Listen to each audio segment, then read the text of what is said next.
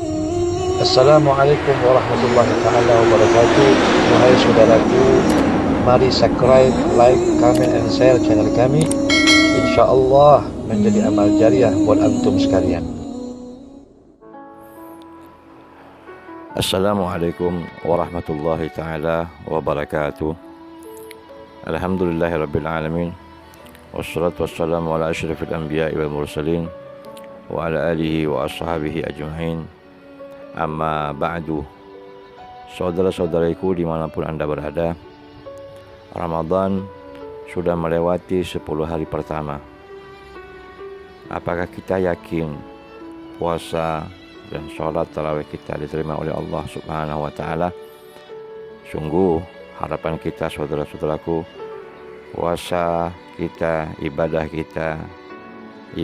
yang terkait dengan apa yang kita lakukan selama bulan puasa ini, harapan kita mudah-mudahan diterima oleh Allah Subhanahu wa ta'ala. Ikhwan rahimakumullah, tentu dalam kita berpuasa kepada Allah, dalam kita beribadah kepada Allah, kita ingin bagaimana puasa kita, kemudian juga aktivitas ibadah kita yang lain yang menyertai ibadah puasa kita diterima oleh Allah Subhanahu wa ta'ala. Kita berusaha bagaimana agar puasa kita, sedekah kita, tarawih kita yang dijalankan itu diterima oleh Allah Subhanahu wa ta'ala. Dan juga kita berharap jangan sampai ada hal-hal yang tanpa kita sadari malah menghalangi pahala puasa kita. Sebab ikhwan rahimakumullah, pernah Rasulullah SAW bersabda bahwa ada orang yang dia itu tidak mendapatkan apa-apa dari puasanya, kata Rasulullah. Dia itu hanya mendapatkan hanya haus dan lapar saja. Jadi inti puasanya dia tidak dapatkan. Tentu semoga kita tidak termasuk orang-orang yang puasa dan tarawihnya atau apalah itu ditolak oleh Allah Subhanahu wa ta'ala, sehingga kita tidak bisa diberikan nilai plus oleh Allah berupa pahala. Untuk itu di sini saya akan menyampaikan dengan singkat tentang apa ciri-ciri daripada puasa kita, tarawih kita yang ditolak oleh Allah Subhanahu wa ta'ala. Tujuannya apa?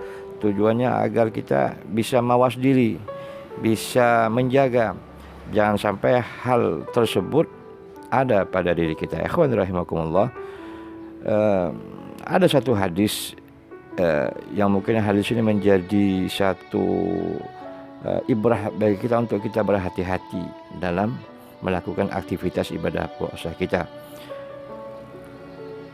Bunyi hadis tersebut berbunyi, kata Rasulullah SAW, rubba sha'imin laisa lahu min siyami illa al-ju' wal atas wa rubba qa'imin laisa lahu min qiyami illa sahar. Mungkin, kata Nabi, ada beberapa orang yang berpuasa dia tidak mendapatkan apa-apa dari puasanya, dan mungkin ada orang yang menegakkan sholat, ya, dalam hal ini sholat tarawih dan lain sebagainya, dia tidak mendapatkan pahala daripada sholatnya, tapi hanya sebatas lelah begadang saja. Oleh karena itu, apa yang menyebabkan ini bisa terjadi? Ikhwan rahimakumullah, pertama, para ulama dalam menerangkan tentang apa yang terkandung dalam hadis ini, bahwa ulama berkeyakinan bahwa hadis ini memberikan peringatan kepada kita insan ini yang beriman untuk melakukan atau menunaikan ketika Ramadan itu, yaitu siam puasa di siangnya, dan berupa qiyam, yaitu bangun tengah malam untuk sholat pada malamnya. Jadi ini merupakan paket Ramadannya, ada paket siang, ada paket malam. Ya, paket siang itu kita gunakan untuk puasa, sedangkan paket malam kita gunakan untuk ibadah sholat sunnah dan lain sebagainya.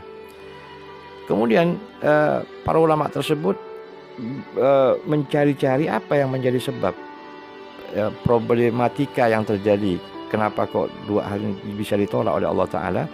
Yang pertama, kata ulama, orang ini ada persoalan, ada permasalahan, sehingga kenapa kok Allah tidak memberikan pahala, yaitu kata para ulama tentang niat. Jadi niat yang ada pada kedua orang ini tidak tulus semata-mata mengabdi kepada Allah SWT.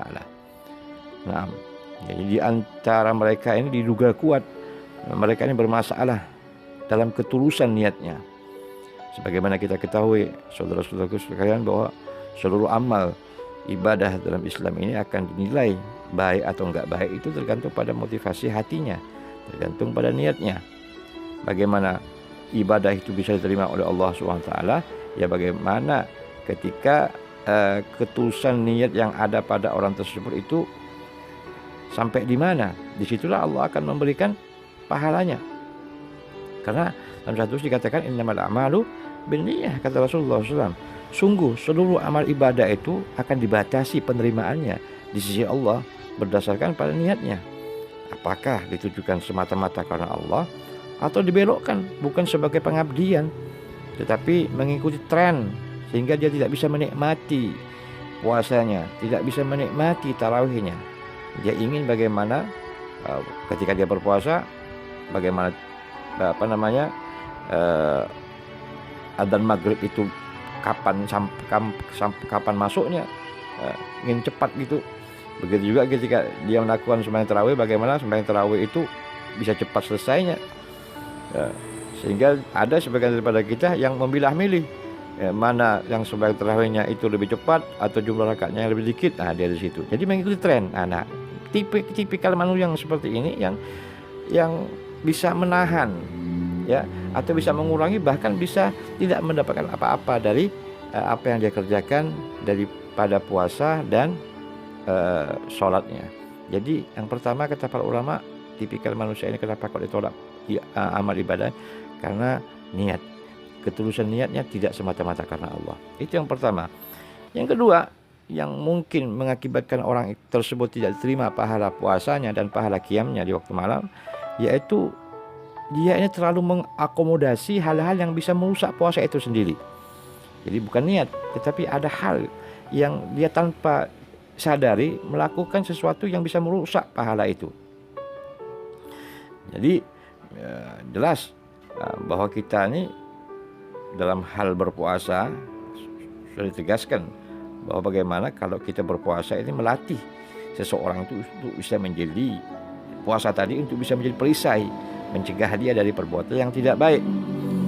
Maka saat seseorang itu berpuasa, dia harus berlatih menstabilkan emosinya, menstabilkan dirinya, sehingga dia harus menghindari pembicaraan-pembicaraan yang bisa merusak puasanya, seperti umpamanya kaitannya dengan pembicaraan yang kotor, omongan-omongan yang hoax, ya, baik itu berkaitan dengan media sosial dan lain sebagainya, ghibah, mencela orang, dan kata-kata jelek yang lainnya.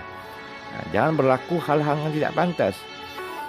Bilapun ada yang memprovokasi kita untuk mereka menarik kita untuk masuk ke dia, katakan pada diri Anda bahwa Anda sedang berpuasa. Itu yang dikatakan Nabi. Ketika ada seseorang yang mengajak Anda, memprovokasi Anda untuk terjerumus kepada pembicaraan yang tidak baik, katakan bahwa Anda sedang berpuasa sekarang. Namun itulah manusia. Kadang-kadang mereka terprovokasi oleh keadaan, tak sadar selagi ngobrol dengan kawannya terbawa arus membicarakan keburukan orang lain.